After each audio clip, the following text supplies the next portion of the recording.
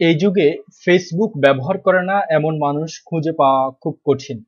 কিন্তু ফেসবুককে স্মার্টলি ব্যবহার করতে জানে না এমন মানুষ কিন্তু খুঁজে পাওয়া খুবই সহজ। ফেসবুক কিন্তু ইতিমধ্যে আমাদের দৈনন্দিন জীবনের একটি অংশ হয়ে গেছে। তাই ফেসবুকের স্মার্ট ব্যবহার শেখাও কিন্তু আমাদের জন্য অনেক জরুরি হয়ে পড়েছে। আর এজন্যই আজকের ভিডিওটিতে নিয়ে এসেছি ফেসবুকের সম্পূর্ণ স্মার্ট ব্যবহার বিধি।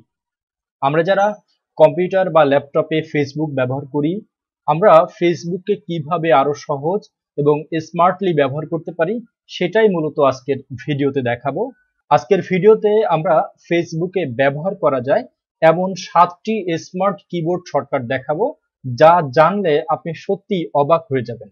তাহলে বন্ধুরা, চলুন আর কথা না বাড়িয়ে আমরা সরাসরি কাজে চলে যাই। বন্ধুরা, আমি ফেসবুকের যে ইন্টারফেসটি রয়েছে সেটি অন করেছি। এটা কিন্তু আপনি কম্পিউটারের যে কোনো ইন্টারনেট ব্রাউজার ব্যবহার করেই এই ফেসবুকটি ওপেন করতে পারেন। তো আমি ফেসবুক ওপেন করেছি। আমি আপনাদেরকে 7টি ফেসবুকের কিবোর্ড শর্টকাট দেখাবো। তার মধ্যে প্রথম যে কিবোর্ড শর্টকাটটি আপনাদের দেখাতে চাচ্ছি সেটা হচ্ছে ফেসবুক পোস্ট। আমরা প্রতিনিয়তই কিন্তু নতুন নতুন ফেসবুক পোস্ট করি, কিন্তু ফেসবুক পোস্ট করতে গেলে আমাদের প্রথমত কি করতে হয়, আমাদের এই যে এখানে হোয়াটস অন ইওর মাইন্ড, এরপরে আপনার যে ফেসবুক প্রোফাইল নেমটি থাকবে সেটির প্রথম অংশ দেখা যায়। তো এইখানে আমাদের ক্লিক করতে হয়। তো আমি যখন স্ক্রল ডাউন করে নিচের দিকে থাকবো, এখন যদি আমি এই মুহূর্তে একটি ফেসবুক পোস্ট করতে চাই তাহলে আমাদের কি করতে হয়, আমাদের স্ক্রল করে উপরে যেতে হয় অথবা এই পেজটাকে রিলোড করে তারপরে ওই যে হোয়াটস অন ইওর মাইন্ড এটাকে এনে তারপরে আমাদের স্ট্যাটাস লিখতে হয়। কিন্তু না, আজকে থেকে আমরা ফেসবুকের যে জায়গাটাতেই থাকি না কেন সেখান থেকে আমরা যদি জাস্ট পি বাটনটি প্রেস করি তাহলে দেখবেন যে পি বাটনটি প্রেস করার সাথে সাথে আপনার যে ফেসবুক পোস্ট করার যে অপশনটি বা উইন্ডোটি সেটি কিন্তু আপনার সামনে চালু হয়ে যাবে। দেখুন, আমি যখন পি বাটনটি প্রেস করেছি তখন কিন্তু সাথে সাথে আমার যে ক্রিয়েট পোস্টের উইন্ডোটা সেটা চলে আসছে। এটাকে আমি আবার ক্লোজ করলাম। ক্লোজ করার পরে আমি আরো স্ক্রল করে নিচে গেলাম। নিচে যাওয়ার পরে এখন এই জায়গাটাতে বসে যদি আমি পি বাটনটি প্রেস করি তাহলে দেখেন বন্ধুরা, আমার কিন্তু জাস্ট ম্যাজিকের মতন আমার যে ক্রিয়েট পোস্টের উইন্ডো সেটা কিন্তু চলে আসছে। এখন এখানে আমি যে কোনো ধরনের পোস্ট লিখে এখান থেকে কিন্তু আমি পোস্ট শেয়ার করতে পারি। আর পোস্টটা লেখার পরে আপনি যদি শেয়ার করতে চান তাহলে এখানে আপনাকে কিবোর্ড থেকে জাস্ট ট্যাব বাটনটির সহায়তা নিতে হবে। যখন আমি ট্যাব বাটনটি প্রেস করতেছি তখন কিন্তু আমার একটা একটা ধাপ করে আমার এখানে যে অপশনগুলো রয়েছে সেটার চেঞ্জ হচ্ছে। এখান থেকে আমি সর্বশেষ যে পোস্ট অপশনটি এটা যখন এখানে সিলেক্ট হবে তখন কিন্তু আমি এখান থেকে জাস্ট ইন্টার প্রেস করে এখান থেকে আমি পোস্টটা কমপ্লিট করতে পারি। আশা করি বন্ধুরা ফেসবুকের এই প্রথম যে কিবোর্ড শর্টকাটটি আপনাকে দেখালাম সেটা আপনার অনেক ভালো লেগেছে। বন্ধুরা, এরপরে আমি আপনাদেরকে দেখাতে চাই, আমরা ফেসবুক স্ক্রল ডাউন করি। স্ক্রল ডাউন করার পরে আমাদের কি হয়, যেই পোস্টটা ভালো লাগে সেখানে আমরা একটা লাইক দিই। তো ধরুন এই যে আমি পোস্টটা দেখতেছি, যদিও এটি একটি স্পন্সর পোস্ট, তারপরও আমি এই পোস্টটাতে ধরুন এখন লাইক দিতে চাচ্ছি। তো আপনার যখন পোস্টটি পছন্দ হবে বা এই পোস্টটি সিলেক্টেড অবস্থায় থাকবে তখন আপনি যদি আপনার কিবোর্ড থেকে এল বাটনটি প্রেস করেন তাহলে দেখবেন আমাদের এল বাটনটি প্রেস করার সাথে সাথে আপনার এই পোস্টের মধ্যে যে রিয়াকশন গুলো রয়েছে সেটা কিন্তু চলে আসবে। তো এখান থেকে আপনি চাইলে কিবোর্ডের অ্যারো প্রেস করে ডানে অথবা বামে গিয়ে আপনি কিন্তু লাভ রিয়েক্ট, তারপরে কেয়ার, হাহা, এনি যে রিয়াক্ট গুলো রয়েছে সেখান থেকে যে কোনো একটি রিয়াক্ট আপনি ব্যবহার করতে পারেন। তো আমি এখানে লাভ রিয়াক্টটা দিতে চাচ্ছি, সুতরাং এখানে আমি লাভ রিয়াক্টটাকে সিলেক্ট করে এখন যদি ইন্টার প্রেস করি তাহলে দেখেন বন্ধুরা এই পোস্টে কিন্তু আমার লাভ রিয়াক্ট অটো করে গেছে। এরপরে আমি আপনাদেরকে যে কিবোর্ড শর্টকাটে দেখাতে চাচ্ছি সেটি হচ্ছে কমেন্ট।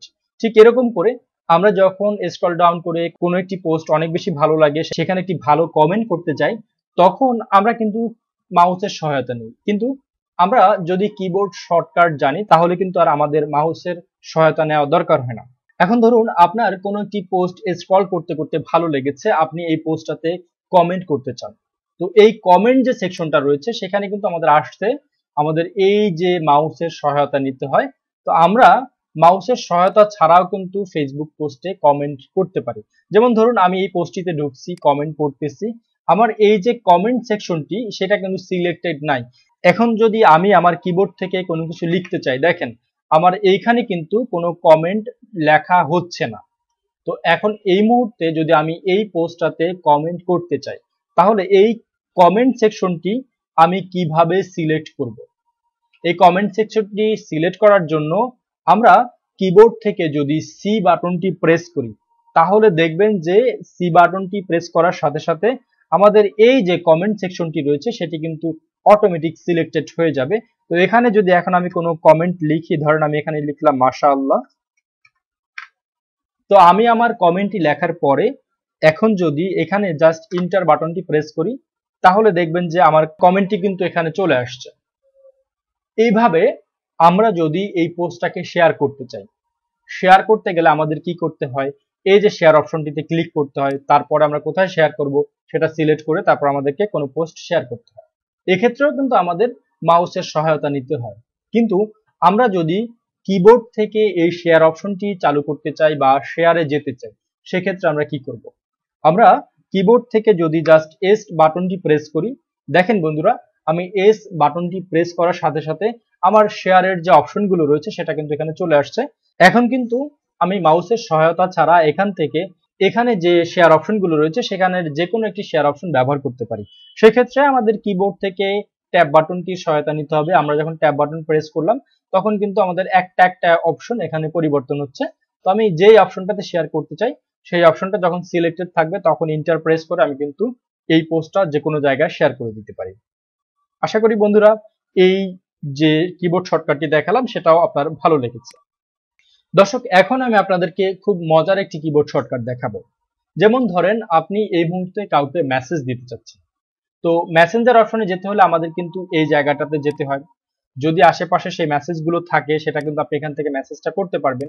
কিন্তু আপনার যদি রিসেন্ট মেসেজের মধ্যে আপনি যাকে মেসেজ করতে চান তার লিস্টটা না থাকে, আমাদের কিন্তু তাকে খুঁজে বের করতে হয়, অর্থাৎ সার্চ করে বের করতে হয়। তো এই সার্চ অপশনটি আমরা কিন্তু কিবোর্ড শর্টকাটের মাধ্যমেই খুব ইজিলি একটা ক্লিকের মাধ্যমে নিয়ে আসতে পারি। আর এইভাবে সার্চ করার জন্য আমরা যদি কিবোর্ড থেকে কিউ বাটনটা প্রেস করি, যদি আমরা কিবোর্ড থেকে কিউ বাটনটা প্রেস করি আমাদের সামনে এই যে নিউ মেসেজ যে অপশনটি সেটি কিন্তু চলে আসবে। এখন আমি যদি কাউকে মেসেজ করতে চাই তার নামের বানানটি এই টু এর অপশনে লিখলেই কিন্তু আমাদের এখানে তার যে আইডিটা সেটা চলে আসবে। তো ধরুন আমি এখানে ইমরান নামের কাউকে মেসেজ করতে চাচ্ছি। দেখেন বন্ধুরা আমি যখন EMR লিখলাম সাথে সাথে কিন্তু আমার যে কাঙ্ক্ষিত প্রোফাইলটি সেটি কিন্তু চলে এসেছে।